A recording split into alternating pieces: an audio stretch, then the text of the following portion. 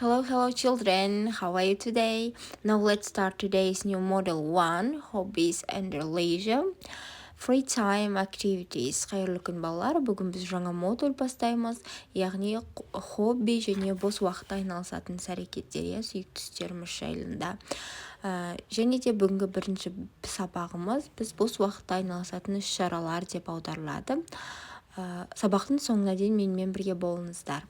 Now exercise 1, listen and say which are outdoor activities, indoor activities, extreme sports, hobbies. Балалар, біздің төменде суреттер көрсетіліп тұр, сол суреттерде бүгінгі сабағымыздың жаңа сөзін көре аламыз. Now repeat after me all together. Hang gliding, dancing, model making, kayaking, bungee jumping,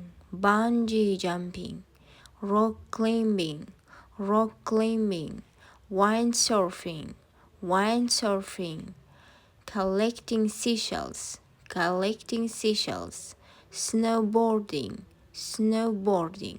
Балалар, осы суретте көріп тұрмыз, біздің қандай спорт түрлері берілген, Енді осы суреттегі аталған іс-әрекеттерді ол ашық ауада болатын іс-әрекеттер ме, әлде іште болатын іс-әрекеттер ме бөліп жазуымыз керек. Және де экстремаль спорт түріне жатады ма, әлде сүйікті іс, хоббиға жатады ма, соны бөліп жазамыз. Мысалға бізге, for example, rock climbing is an outdoor activity. It is an extreme sport. Rock climbing, яғни жарға өрмелеу, бұл ашық ауада болатын іс-шара, бұл экстремальды спорт түріне жатады дейді балалар.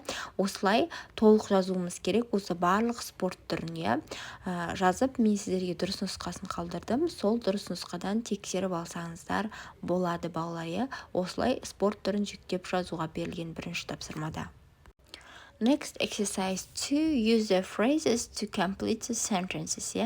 Яғни, бізге берілген сөйлемдерді толықтыруымыз керек. 4 бұрыштың ішінде бокс, соның ішінде берілген сөздермен бізге бұл жерде сын есімдерді берілген. Мысалға, it's дейтін смайликті көріп тұрмыз ба балалар, күлген смайлик, яғни жақсы іс-әрекеттерді сипаттаған кезде қолданатын сын есімдер. Ал екінші қызылмен берілгенде ашуланып, көңіл күйі болмай тұрған смайлик тұрған жер, демек біз сол сын есімдерді, сондай іс-әрекетті сипаттайтын кезде қолданатын сын есімдер берілген. Енді сол сын есімдерді қолданып, төменде сөйлемдерді толықтыруымыз керек. Мысалға, жаңа сөздеріміз пайдаланамыз. I like dancing because it's fun. Мен билегенді ұнатамын, өйткені ол көңілді, I don't like rock climbing because it's dangerous. Мен жарға өрмелеуді ұнатпаймын, өйткені ол қауіпті, Осылай құрастыруымыз керек балалар. Who else doesn't like the same free time activities as you? Why? Кім сізбен бірдей осындай бос уақытта айналысатын іс-әрекеттер ұнатады, кім ұнатпайды, соны жазуымыз керек. Мысалға, my brother likes the same free time activities as me.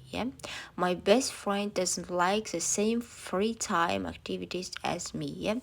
Осылай өздеріміз кім сіздерді ұнататын затты ұнатады, кім ұнатпайды, сізбен бірдей емес деген секілді. Солай сөйлемді толықтырып жазуымыз керек балалар.